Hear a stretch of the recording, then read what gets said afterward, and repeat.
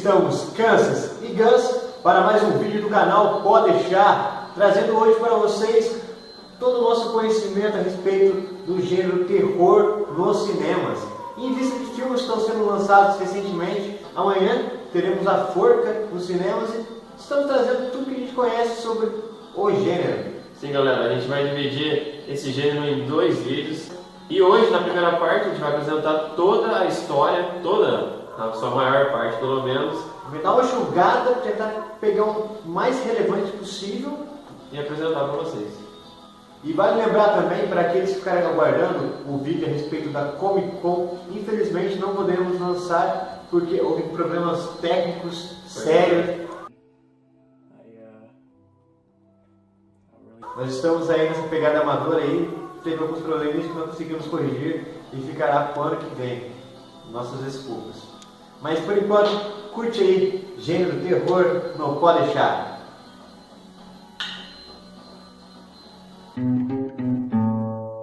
Galera, em um filme de terror, o medo e o suspense são o que os tornam tão fascinantes. Ainda mais quando você consegue contrapor o original do tradicional. Ou seja, o velho susto dado de uma maneira nova. Partindo disso, um dos pioneiros do gênero foi Georges Méliès. Em 1896, o revolucionário diretor nos trouxe o Castelo do Demônio, que foi um marco na história e que influenciou tantos outros, como, em 1919, o cultuado Gabinete do Dr. Caligari, de Robert Wiene. Galera, em 22 também, em 1922, a gente teve o clássico, como vocês podem ver até no trailer, tá passando aí pra vocês, Nosferatu, do diretor W. Murnau. Este que influenciou muitos dos que vieram na sequência, por sua atmosfera gótica e o tom extremamente sombrio. Sua fotografia foi algo que muitos não esperavam e que acabou causando um grande impacto para o gênero. Ainda assim, após esses filmes que a gente citou, esses diretores marcantes, Hollywood ainda continuava relutante em relação a produzir filmes do gênero. Sim, e talvez um dos grandes nomes, se não o único, que se destacaram na sequência foi Lon Chaney, o Homem das Mil Faces, que interpretou personagens como o Corcunda de Notre Dame com uma atuação que é aplaudida até hoje. Também atuando impecavelmente em O Fantasma da Ópera e O Médico do Monstro, com sua primeira versão para os cinemas. Na década de 30, como não poderíamos deixar de destacar, tivemos dois grandes clássicos e precursores, como o Drácula, de Bram Stoker, e também Frankenstein, de Mary Shelley. A década de 50 foi marcada mais por seus filmes baratos, pelo uso exagerado da sensualidade e também pelas cores que chegavam então aos cinemas. E foi completamente usufruída. Eles usaram bastante das tonalidades que agora era possível incrementar os filmes. Em meio a esse período surgiu nada mais nada menos que a lenda Christopher Lee, que veio dar vida aos remakes da época de Drácula e Frankenstein, junto com o então também famoso Peter Churchill. Peter Churchill. English, motherfucker, do you speak it? Peter Cushing. Obrigado pela ajuda. Também nessa época a gente teve a primeira aparição nos cinemas de Dr. Van Helsing, vivido por então também bem conhecido na época Peter Cushing, que depois até os dois fizeram a dupla do Dr. Frankenstein, o Peter Cushing fazendo o criador e o Christopher Lee a criatura.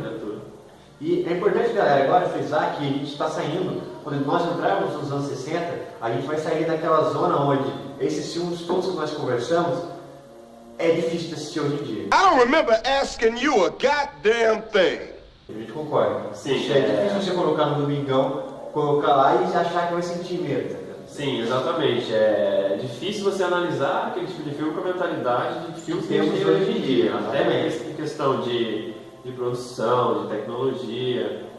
Então você tem que assistir um filme com a cabeça aberta, sim, sabendo que o filme é para aquela época, mas naquela época, com certeza, foi muito inovador. Foi muito inovador, ainda mais com o Méliès, que sempre que foi talvez o grande precursor dos efeitos especiais, e ele começou trazendo efeitos visuais, maquiagem, era algo que para a época, espantava. Sim, com certeza.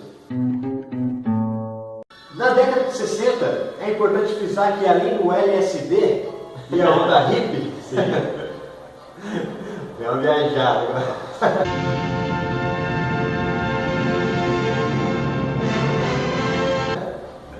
Não, é legal, Temos que frisar a importância do diretor Roger Corman com sua obra A Pequena Loja dos Horrores, que deu oportunidade a ninguém menos do que Jack Nicholson, com sua primeira ponta nos cinemas. Nessa época também vale lembrar que a gente teve também as primeiras aparições de grandes astros como Robert De Niro, Martin Scorsese, Francis Ford Coppola e outros. E todos eles através do Roger Corman. Bom, ainda nos anos 60 é importante falar de duas grandes figuras mestres do horror, Alfred Hitchcock e George Romero. Um com sua gama de filmes que todos já conhecem, como Psicose, Pássaros, George Romero nos apresentou nada mais nada menos que A Noite dos Mortos-Vivos, galera, em 68, que, vamos ser sinceros, até hoje inspira muito filme, né? Muitos filmes e muitas histórias. É um marco, é aquilo que a gente estava até conversando, você realmente utilizou legal. Tudo que veio de zumbi depois teve uma grande influência Sim. aí. Com certeza, acho que foi um dos primeiros filmes assim, tão marcantes que saiu um pouco desse lado de lado espiritual, demoníaco e tal, e apresentou pra gente o que hoje a gente vê como zumbis, né, galera? Que você tem aí, por exemplo, o Cemitério Maldito de Stephen King, que é o que eu sou grande fã do Stephen King, eu sei que ele se baseia muito em suas influências externas para poder compor suas obras. Então talvez seja alguma coisa assim que surgiu e ele aproveitou para criar o Cemitério Maldito, que é um clássico também, a gente vai analisar mais pra frente. Também The Walking Dead, de quem gosta do Walking Dead. Com certeza. Madrugada dos Mortos. Seria o Walking Dead atualmente seria a maior referência que a gente poderia ter sobre Dos zumbis. zumbis. Ainda nos anos 60, fechamos com o Bebê de Rosemary, do excêntrico e um pouco tanto conturbado Roman Polanski. Bebê de Rosemary, que é um clássico, pô, que se você assistir hoje, com certeza vai bolar um pouquinho, vai mexer com a sua mente. E para quem não sabe, Roman Polanski passou por seu próprio drama, terror pessoal, com a morte da sua esposa, até então grávida, pelo assassino e toda a sua trupe de Charles Manson, com aquele movimento Helter Skelter. Bom, pessoal, chegando na década de 70, que na nossa humilde opinião, após a gente conversar, variáveis assim, foi a década mais rica na questão de filmes de terror.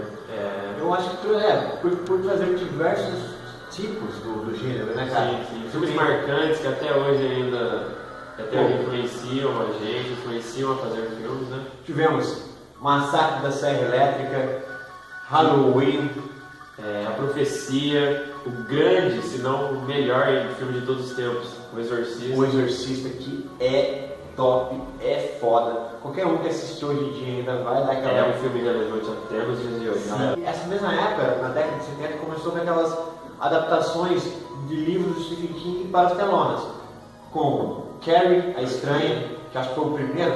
Acho que a adaptação do Stephen King no cinema foi o primeiro filme. Foi o primeiro, e que começou uma série de outros, como Cemitério Maldito, a Zona Morta. Também, Sexta-feira 13, do Jason, que todo mundo, que é personagem da cultura pop, com certeza. Toda festa de Halloween que você vai, tem um cara lá com a máscara de Jason. Incrível, né, cara? É máscara de Jason e chapeuzinho vermelho, né? Nossa. Também, A Hora do Pesadelo, que talvez, cara, na minha opinião, assim, é um dos que mais assusta, cara. Pelo fato de você assistir de noite, vai fazer o quê? Vai dormir. Vou encontrar a porra do Fred Krueger no meu sonho. O maldito. E assim, cara, questões de cenas marcantes.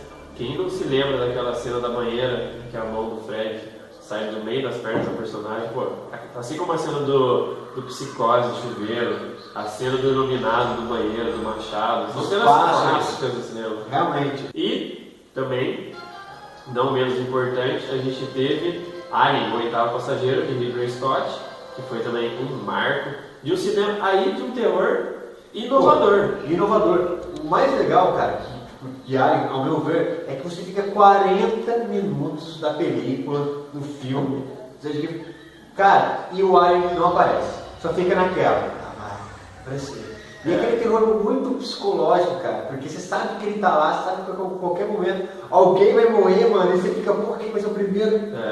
E é muito bacana, mano. Se você não assistiu, se você gosta de cinema, se você se diz um cinéfilo, ou pelo só curte muito o gênero horror, terror, cara, assista, que vale a pena. E isso é o que os filmes perderam hoje em dia, cara. Isso que você falou, 40 minutos sem você ver o monstro, o alien, sem você ver o principal do filme. Hoje em dia nos filmes, a gente no trailer, você vê tudo já. E migrando para os anos 80, tivemos a ascensão ou a consolidação dos slashers, os splaters, que nada mais era que aquele filme onde tem um psicopata correndo atrás de uma garota nua na floresta, uma casa que veio, na verdade, surgiu através de Fred Krueger com A Hora do Pesadelo e Jason Voorhees, Sexta-feira 13. Galera, quem não assistiu o filme aí tinha aquela mistura de sensações de medo, com aquela também, né? Aquela coisa legal também de ver aquelas atrizes novas desconhecidas que não tinham medo de aparecer duas nos filmes. E aparecia da melhor maneira possível, cara. E nos anos 80 foi os anos peitinhos do cinema. Continue. You were saying something about best intention? Acho que foi, cara. Então, é assim, se não tivesse peitinho no filme de terror, segundo Zé do Caixão. Segundo Zé do Caixão. O mestre, saudosíssimo, dramaturgo. Zé do Caixão. Filósofo. O marqueteiro. What? Marqueteiro. De manicure. E disse que um bom filme de terror deve haver muito sangue e muito peitinho. Gênio. Galera, e voltando também, nos anos 80 tivemos também os clássicos Poltergeist. O Poltergeist, cara. E também O Iluminado, do mestre louva-a-Deus Stanley Kubrick. Mestríssimo. Esse sabia o que fazia, cara. Jack Nicholson, uma performance que não agradou apenas ao Stephen King. O resto, somente, mas todo mundo gostou. Pra mim, até hoje, ainda um dos melhores filmes de terror de todos os tempos. Sim, cara. Com certeza. Também tivemos cara, que pra mim, assim, na real, mano, pra mim eu acho que é o maior, é o que mostra a beleza do cinema em si, que é o Evil Dead, do Sam Raimi. Conhecido no Brasil de várias maneiras, como Uma Noite com o Demônio, Uma Noite Alucinante, A Morte do Demônio. Sim. Tem várias opções. Mas o interessante desse Evil Dead do Sam Raimi é que foi um projeto de conclusão de curso da faculdade de cinema dele. E ele acabou fazendo um filme que rendeu muita grana, cara. Rendeu até uma marca, rendeu até 3 filmes, uma trilogia. Enfim, nos anos 90, anos dos Power Rangers. Anos em que eu nasci. Babacas.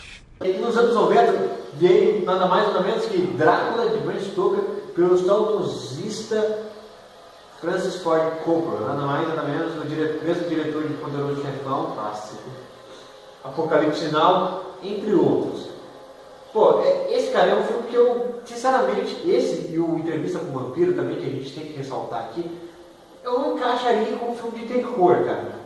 Mas, cara, faz parte do universo. O universo, cara. Mas um filme forte desse gênero na década de 90, e um filme que tiveram diversos fãs, assim, criou até modas, até aquela famosa máscara, foi o filme Pânico, de Wes Craven, que provavelmente, da década de 90, foi o filme de terror mais marcante da década. Quem não se lembra daquela cena clássica, qual o seu filme de terror favorito, E também derivou alguns filmes meio fracos, né? Estilo Eu Sei Que Vocês Fizeram no Verão Passado, Lenda Urbana, aqueles filmes que se marcaram uma clichê nos cinemas.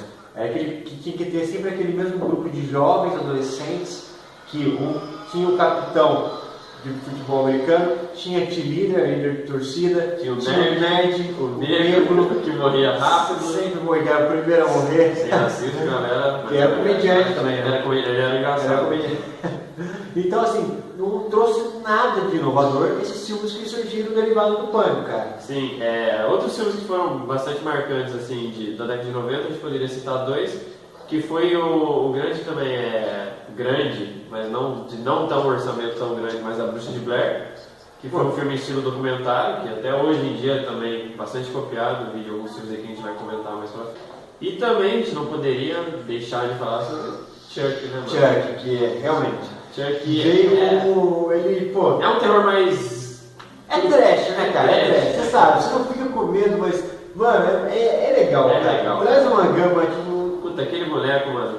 Puta que- Por mais que é um personagem de terror, que carisma que aquele boneco não teve, né, cara? Mano, ele tem mais carisma que muito mocinho de Tem, Hollywood mano. Porra. tenta ter o O Chuck dia. é um cara. O Chuck é padrão. Bom, galera, esse foi o nosso especial de terror aqui do Pode Deixar. Estivemos com vocês, Kansas e Gus, trazendo o máximo possível de informação, porém mais enxugado possível também, porque se fosse falar de tudo que teve nesse gênero ao longo da história, teria que ser um vídeo de 2 horas. Mas essa foi apenas a parte 1 do vídeo. Vamos vir aí para a parte 2, onde pegaremos toda a sequência dos anos 2000 com essa pegada nova de filmes de terror. Sim, também listaremos os 5 melhores filmes de terror, na nossa humilde opinião, na humilde opinião do Pode Deixar, os 5 melhores filmes de terror de todos os tempos. E aí, gostou? Não está inscrito no canal? Se inscreve, dá um like, curte nossa página no Facebook, porque vocês sabem. Cultura pop contemporânea, galera, pode deixar, especialista no assunto.